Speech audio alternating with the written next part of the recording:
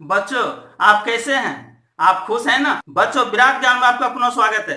क्या आपने मेरा पिछला वीडियो देखा? अगर नहीं देखा तो चलिए उसका पुनः रिवाइज कर देते हैं। पिछला वीडियो में हमने पदार्थ के छोटे से छोटे कण के बारे में चर्चा की। परमाणु क्या है, अणु क्या है और बाह्यतम कक्षा क्या होती है। बाह्यतम कक्षा के आधार पर वैलेंस इलेक्ट्रॉन क्या होता है, वैलेंसी क्या होती है, ये सब चर्चा हमने किया है। अगर पिछला वीडियो आप नहीं देखे हैं तो हमारे डिस्क्रिप्शन सेक्शन में जाइए, हमने लिंक दे दिया है। मेरे पिछला वीडियो को जरूर देख लीजिए। और उसके पहले तो मैंने मैथमेटिक्स भी पढ़ाया है, उसे भी आप जाके देखिए। हमारे चैनल पर आइए विराट ज्ञान पर और देख लीजिए। चलिए,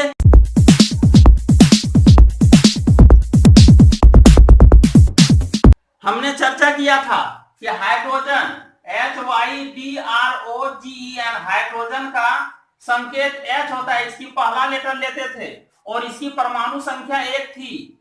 परमाणु संख्या 1 थी, इसीलिए आप क्या कर रहे थे, इसका न्यूक्लियस बनाते थे। ये नाभिक होता था। नाभिक पिछला वीडियो में हमने बताया है, एक इलेक्ट्रॉन मूव करता है इसमें, इसीलिए इसको बाह्यतम कक्षा ही कह रहे थे। बाह्यतम कक्षा इसको कह रहे थे। और इसीलिए इसकी जो संयोजकता थी, संयोजकता जो थी वो थी 1। बच्चों, सिलिकॉन का देखिए, सिलिकॉन का SI संकेत 14 है इसका परमाणु संख्या। और तब K में 2, L में 1 और M में 4 इलेक्ट्रॉन व्यवस्थित है। इसका मतलब है कि 4 या तो +4 करके 8 कर लेगा, या तो 4 त्याग करके यही L का जो 8 है वही स्थायित्व प्राप्त करेगा नियोन का। तो चलिए, इस 4 त्याग भी कर सकता है और 4 ग्रहण भी कर सकता है, इसीलिए संयोजकता 4 हो गई। अर्थात SI पर प्लस टेट्रा प्लस और SI पर टेट्रा माइनस भी दे सकते हैं। फास्फोरस का ये P और 15 इसका है, तो यहां हो गया 2K में, L में 8 और M में 15 इलेक्ट्रॉन व्यवस्थित है। इसका मतलब 5 और 3 मिला के 8 ये बाह्यतम कक्षा में इलेक्ट्रॉन लाना चाहता है। अर्थात ये 3 इलेक्ट्रॉन का ग्रहण करेगा, 3 इलेक्ट्रॉन ग्रहण करके ये प्राप्त कर लेता है। इसकी वैलेंसी 8 हो जाती है, अर्थात ये स्थायित्व हो जाता है। तब इसे P पर T पर माइनस हो जाएगा। आइए, सल्फर का 16 इसी तरह 2, 8, 6 होगा और तब 2 इलेक्ट्रॉन ग्रहण करके और अपना ये अस्थायित्व ग्रहण करेगा। इसका मतलब 2 वैलेंसी S⁻⁻⁻। आइए, क्लोरीन का ये 17 है, तो इसका 2, 8, 7 अर्थात M में 7 इलेक्ट्रॉन है, जहां 1 इलेक्ट्रॉन की जरूरत है। 1 इलेक्ट्रॉन ले करके और ग्रहण करके और यह स्थायित्व प्राप्त करता है, इसीलिए इसकी वैलेंसी 1 और Cl⁻⁻ लिखते हैं। इसका अणु के रूप में Cl2 हमेशा रहता है। आइए बच्चों, देखिए पहला सवाल है, परमाणुकता क्या है? एटोमिसिटी, इसे इंग्लिश में कहते हैं एटोमिसिटी। क्या है? किसी पदार्थ जो है, तत्व या यौगिक के अणु में उपस्थित परमाणुओं की संख्या को परमाणुकता कहते हैं। जैसे हाइड्रोजन है H2, इसमें कितना परमाणु है? H मिलके H मिलके, इसका मतलब 2 परमाणु है, इसीलिए इसकी परमाणुकता 2 हो गई।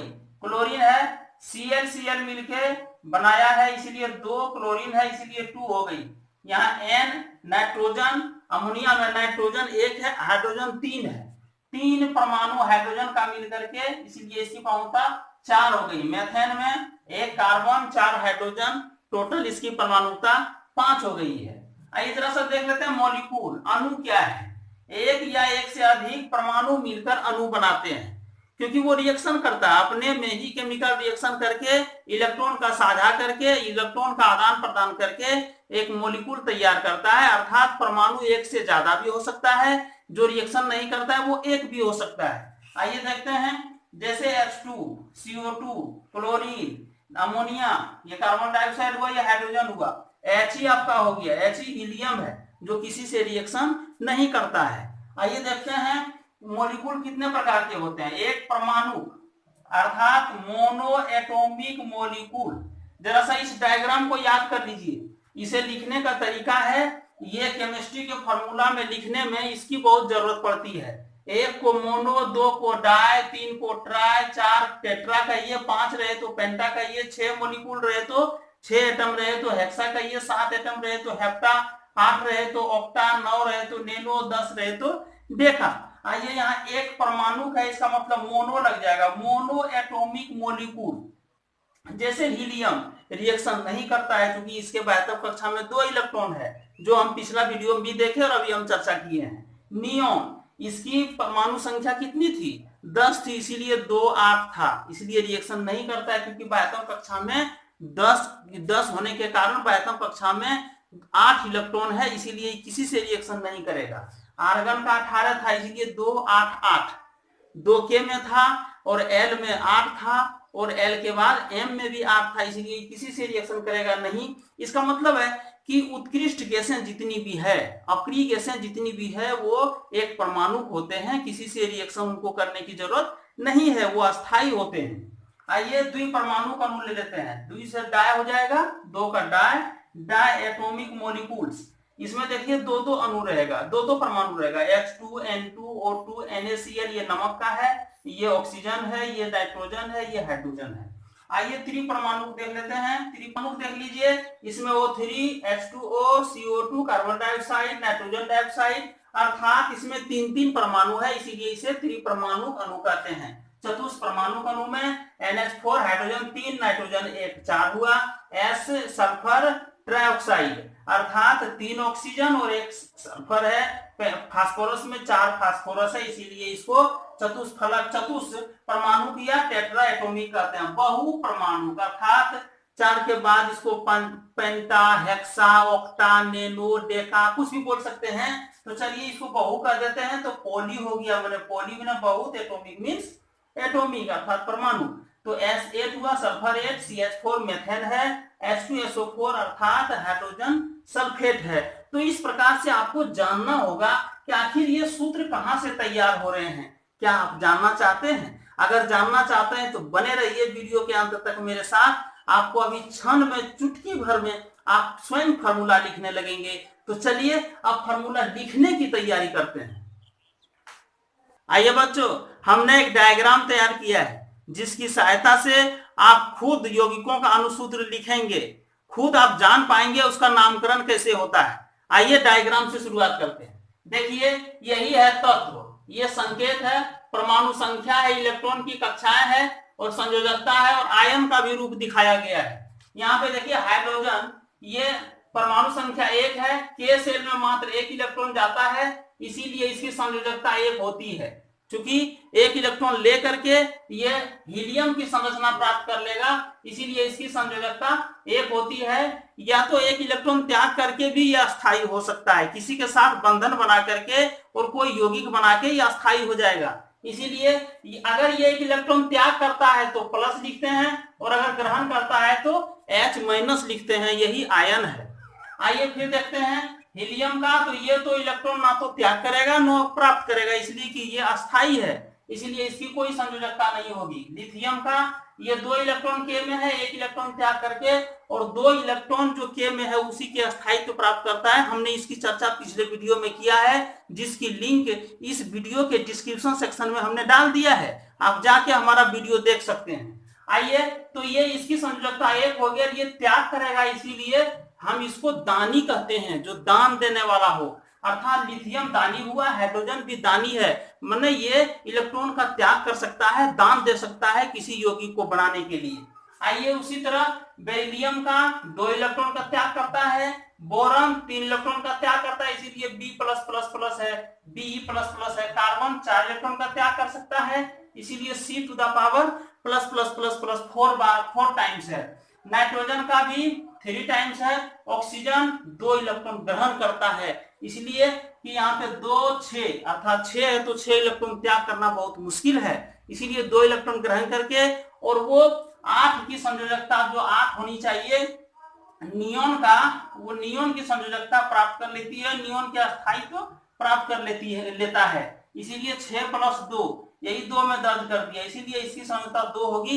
लेकिन 2 इलेक्ट्रॉन लेता है तो इलेक्ट्रॉन निगेटिव होता है, पिछले वीडियो में हम इसकी चर्चा किए हैं, इसीलिए इसके ऊपर माइनस होता है, अर्थात ये लेने वाला है, लेने वाला वो दानी नहीं है, ये लेने वाला है, ग्रहण करने वाला है। चलिए फ्लोरीन का 1 इलेक्ट्रॉन त्याग करता है, इसलिए F- है। नियोन तो कोई इलेक्ट्रॉन ना तो त्याग करेगा ना तो लेगा। इसी तरह सोडियम का 1 इलेक्ट्रॉन त्याग करेगा, Na+ होगा। मैग्नीशियम का 2 Mg++ होगा। एल्यूमिनियम 3 इलेक्ट्रॉन का त्याग करता है, इसीलिए Al+++ होगा। सिलिकॉन 4 इलेक्ट्रॉन का त्याग करता है। उसी तरह फास्फोरस यहाँ पे 3 इलेक्ट्रॉन ग्रहण करता है, क्योंकि यहाँ पे इसका 15 है तो 2 8 5 इलेक्ट्रॉन त्याग करना बहुत मुश्किल है, इसलिए 3 इलेक्ट्रॉन का ग्रहण करके और ये अपनी स्थायित्व प्राप्त करता है, अर्थात यौगिक बनाता है, इसीलिए P⁻⁻⁻⁻ लिखते हैं। अर्थात ये लेने वाला है, देने वाला नहीं है। सल्फर लेने वाला है 2 इलेक्ट्रॉन और क्लोरीन 1 इलेक्ट्रॉन लेने वाला है। उसी तरह आर्गन कुछ नहीं करेगा, ना लेगा ना देगा, स्थायी है। पोटेशियम 1 इलेक्ट्रॉन का त्याग करेगा, इसलिए K+ है। कैल्शियम 2 इलेक्ट्रॉन का त्याग करेगा, इसीलिए Ca++ है। बच्चों, हमारा ये आप लोगों को ये हिदायत है कि आप कम से कम 20 परमाणु संख्या 20 तक उसका कॉन्फ़िगरेशन, इलेक्ट्रॉन की कॉन्फ़िगरेशन KLMN किस सेल में जा रहा है, इसकी जानकारी और आप संकेत ये सब याद कर लें और इस डायग्राम को याद करके रखें। अब आइए कुछ सूत्र बनाते हैं।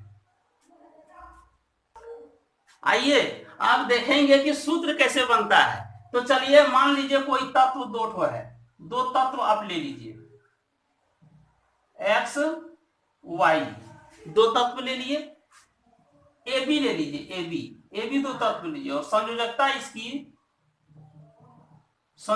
इसकी लिख दीजिए। मान लीजिए इसकी 2 है, इसकी 3 है और ये संयोजकता इसके ऊपर और ये संयोजकता इसके ऊपर, अर्थात यौगिक जो बनेगा, यौगिक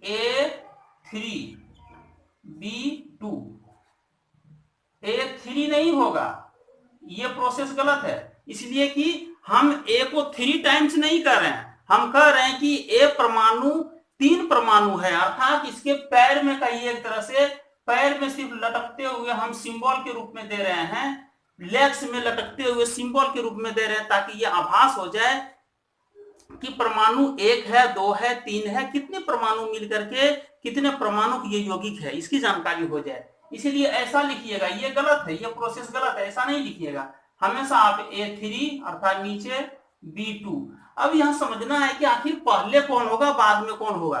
तो अभी हम लोग देखे ना, जिस पर प्लस पावर हो, प्लस चार्ज हो, आयन के रूप में जो प्लस हो, वो दानी होता है। आप जानते हैं कि दानी का हाथ ऊपर होता है, लेने वाले का हाथ नीचे होता है, इसीलिए ये दान करने वाला है।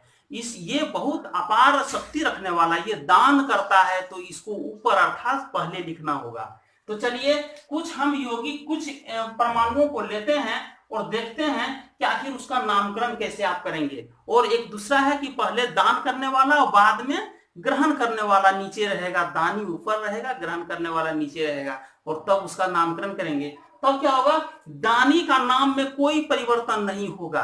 दानी वो तो परम है, इसीलिए उसको कहते हैं कि दान देने वाला है, उसका और नाम के आगे को जोड़ के और ऊपर उठा देते हैं। लेकिन जो लेने वाला है उसे गरीब कहते हैं, गरीब लोग, मजदूर लोग, ऐसा कुछ न कुछ शब्द उसके लिए जोड़ते हैं। इसीलिए यहां भी एक शब्द जोड़ा जाएगा, अर्थात ऑक्सीजन अगर है, ऑक्सीजन है तो ये ईडी लग जाएगा, सब में ऑक्साइड बन जाएगा। क्लोरीन है, क्लोराइड बन जाएगा। इस प्रकार से आपको ईडी लगा करके सब के अंत में ईडी जोड़ना होगा। आइए इसका इंग्लिश में ही अच्छा नामकरण पहले कर लेते हैं, इंग्लिश में लिखते हैं, उसके बाद हिंदी में कर लेंगे। आइए सबसे पहले हम H और O का देखते हैं, कोई बनता है कुछ की नहीं, कुछ यौगिक इसका बन पाता है कि नहीं। आपको सिलेक्शन करना होगा जो यौगिक बनाता हो, कुछ संबंध रखता हो, जो प्रकृति में पाया जाता हो, वही। किसी के साथ सब रिएक्शन नहीं करेगा, जो प्रकृति में पाया जाएगा। क्योंकि हमारे वैज्ञानिकों ने प्रकृति में पाए जाने वाले पे ही शोध किया और तब पाया कि इतनी सारी यौगिक हमारे तत्व और यौगिक हमारे पृथ्वी पर विद्यमान है। करीब 100 से ऊपर तत्व हो गए, यौगिक तो अपार है, बहुत है। चलिए, तो यहाँ हाइड्रोजन की वैलेंसी आप देखिए कितनी है, हाइड्रोजन की वैलेंसी 1 है, तो यहाँ 1 लिख दीजिए, 1। ऑक्सीजन की वैलेंसी, आइए ऑक्सीजन कहाँ है, देखिए 6, तो ऑक्सीजन की वैलेंसी 2 है, यहाँ 2 लिख दीजिए। आप क्या कीजिएगा, इसे कैसे बनाइएगा, तो ये 2H पर जाएगा और ये इस पर जाएगा, इसीलिए H2O, इसको कहते हैं जल। आप कह सकते हैं हाइड्रोजन ऑक्साइड। तो चलिए बोलिए HYDROGENOXIED कर दीजिए, OXIED oxide, hydrogen oxide, Hindi में लिखिएगा तो हाइड्रोजन ऑक्साइड। चलिए दूसरा देखते हैं CO का, जिस तरह यहां कर रहे थे वही चीज है। तत्व लिखिए, संयोजकता लिखिए। कार्बन की संयोजकता, कार्बन की संयोजकता 4 है, ऑक्सीजन की संयोजकता 2 है। सबसे पहले दानी कार्बन प्लस चार्ज के साथ है, इसलिए सबसे पहले ये होगा। तो चलिए इस पर इसको लिख दीजिए और ये इस पर चढ़ जाएगा तो बन जाएगा C2O4। लेकिन यहाँ पे समान अगर संख्या कटने लायक हो तो इसको उसके HCF से काट देते हैं। तो 2 और 4 का HCF क्या होगा, 2 होगा, तो 2 से काटिए, 2 एकम तो 1 होगा और 2 दूना 4 होगा, अर्थात कितना हो जाएगा C1O2। तो लेकिन C1 को तो लिखते नहीं है, इसीलिए हो जाएगा CO2। तो चलिए अब यहाँ गौर करना होगा कि यहाँ O2 आ गया, यहाँ भी H में था लेकिन इसके आगे हम नहीं दिए, लेकिन यहाँ सोचना होगा तो शुरू वाले को तो कार्बन लिखेंगे, कार्बन शुरू में कोई नाम में परिवर्तन नहीं होगा, लेकिन 2 है इसलिए डाई आ जाएगा। देखिए DI डाई, तो लिखिए carbon dioxide, carbon dioxide. जो CO दोनों क्लियर हो गया। अब आगे आप लिखिए जरा सा NaCl का आप बताइए तो NaCl, इसकी भी वैलेंसी Na की वैलेंसी सोडियम की, क्योंकि देखिए नाट्रियम था यहाँ, नाट्रियम, इसीलिए Na लिए यहाँ पे, SO नहीं लेते हैं, ये लेटिन नाम है। इसके बारे में पिछला वीडियो हमने चर्चा किया है, हमारे डिस्क्रिप्शन सेक्शन में जाकर के पिछला वीडियो देख लीजिए, तब समझ में ज्यादा आएगा। इसलिए नाट्रियम का Na लेंगे, इसकी एक वैलेंसी है, और कैल्शियम क्लोरीन का भी एक वैलेंसी है। तो दोनों के ऊपर दीजिए, एक वैलेंसी से कोई फर्क नहीं पड़ने वाला है, इसीलिए A11 आप नहीं भी देते हैं तो चलेगा। लिखिए NaCl, इसी को नमक कहते हैं, ये नमक है, लेकिन घर में भोजन में हम लोग उपयोग करते हैं, लेकिन इसका नाम होगा सोडियम, नमक कहते हैं, नमक कहते हैं, इसका नाम लिख दीजिए सोडियम, सोडियम क्लोराइड।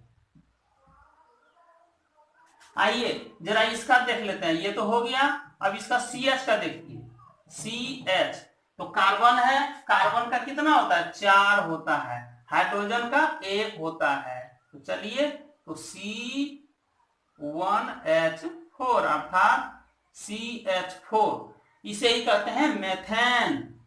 इसको कह सकते हैं कार्बन, कार्बन 4 है तो टेट्रा, कार्बन टेट्रा हाइड्राइड, यह एक जनरल नेम होता है मेथेन, मेथेन भी लिख दीजिए। चलिए ये NO का जरा सा आप लिखिए, NO तो नाइट्रोजन का देखिए कहाँ है, नाइट्रोजन का 3 होता है और ऑक्सीजन का 2, ऑक्सीजन का 2 लिखिए, तो बनाइए N2O3, तो हो जाएगा nitrogen, nitrogen trioxide, trioxide.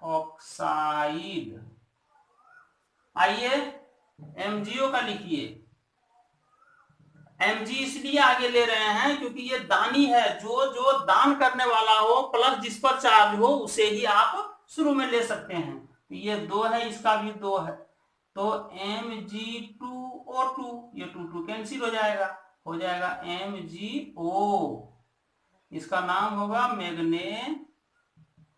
Magnesium oxide. आप यहाँ मोनो ऑक्साइड भी कह सकते थे, मैग्नीशियम मोनो ऑक्साइड, क्योंकि 1 है, ऑक्सीजन 1 है, इसलिए मोनो भी लगा सकते हैं। आइए आप ये सब बनाइए, खुद बनाइए। एक ठोर में बना रहा हूं CaO, तो कैल्शियम का कितना हो रहा था, 2, ऑक्सीजन का 2, इसीलिए हो जाएगा CaO अर्थात कैल्शियम मोनोऑक्साइड या ऑक्साइड। फिर आप देख लीजिए जरा सा, ये तो BCl का, तो B बी बोरॉन का कितना होता है, बोरॉन का 3 होता है और क्लोरीन का 1 होता है, इसीलिए BCl3। तो ये हो जाएगा बोरॉन बोरॉन ट्राई। बच्चों जो हम लोग हाइड्रोजन लिखे कहीं बोरॉन लिखे बी, कहीं कार्बन का सी, लेकिन कैल्शियम गए तो Ca लिख दिए। तो ऐसा इसलिए हुआ कि जब किसी का फर्स्ट लेटर लेके नाम लिख लिए थे तो उसके बाद किसी ने किसी और अल्फाबेट को ला करके बाद में जिसको खोजा गया उसे डाल दिए, इसीलिए Ca हुआ। यहाँ सिर्फ C हुआ, पर कार्बन को पहले खोजा गया, सिर्फ फर्स्ट लेटर को ले लिए, उसके बाद ये हुआ। तो आइए जो किताब में, जो भारतीय वन की किताब में जो कटिंग दी गई है उस कटिंग को ही हम डाल देते हैं, उसको आप बढ़िया से देख लीजिएगा। दूसरी बात हम ये कहना चाह रहे हैं, हुआ तो F दिए, ऑक्सीजन हुआ तो O दिए, लेकिन यहाँ सोडियम हुआ तो S क्यों नहीं दिए, यहाँ नाइट्रियम के चलते Na दिए, क्योंकि ये लेटिन नाम है, लेटिन नाम से भी कुछ तत्व खोजे गए हैं, परमाणु खोजे गए हैं। तो आइए किताब का जो कटिंग है उसका लेटिन नाम वाला भी हम डाल देते हैं, उसको आप देखिए। अगर पहला लेटर हम कभी यूज कर चुके हैं तो पहला लेटर के बाद एक दूसरा लेटर भी लेते हैं, जैसे बेरियम का Ba लेते हैं इसलिए कि बोरॉन पहले यूज कर चुके हैं, कैल्शियम का Ca लेते हैं क्योंकि कार्बन पहले यूज कर चुके हैं, बिस्मथ का बोरॉन यूज करने के कारण Bi लेते हैं, ब्रोमीन का भी Br ले लिए, सिलिकॉन का सल्फर यूज कर चुके हैं इसलिए Si ले लिए, क्रिप्टन का K, तो पोटासियम यूज कर चुके थे K, इसीलिए Kr ले लिए। बच्चों किसी किसी तत्व का नाम जो है उसका सिंबल सोडियम जैसे है तो SO इससे नहीं दिया गया है, क्योंकि नाइट्रियम होता है तो Na दिया गया है, पोटासियम है तो कोलियम होता है K दिया गया है, कॉपर है तो क्यूप्रम होता है Cu दिया गया है। इसी तरह से आयरन का फेरम होता है इसलिए Fe दिया गया है, गोल्ड का औरम होता है इसलिए Au दिया गया है। आइए बच्चों वीडियो बड़ा हो रहा है इसलिए हम चाहेंगे कि वीडियो को यहीं पे रोक दें। आज हम फॉर्मूला कैसे बनाया जाता है, यौगिक का अनुसूत्र कैसे तैयार किया जाता है, इसके बारे में चर्चा किया। तो आपको मेरा पूरा विश्वास है मुझे कि आपको बहुत ही अच्छा लगा होगा, और अगर थोड़ा भी अच्छा लगे तो आप इसे शेयर और लाइक करना मत भूलिएगा, चैनल को सब्सक्राइब करना मत भूलिएगा। HNO3 हुआ तो इस तरह कैसे बनेगा। तो चलिए अगले वीडियो के लिए जय हिंद दोस्तों, जय भारत। जो हमारा अन्य वीडियो रियल नंबर्स, ट्रिगोमेट्री देखिए, ट्रिगोमेट्री पार्ट 1, पार्ट 2, पार्ट 3, ऊंचाई एवं दूरी, तो हमारे चैनल पर आकर के हमारे चैनल को सब्सक्राइब कीजिए और इन सब वीडियो को देखकर आप अच्छी तरह अपनी तैयारी कीजिए।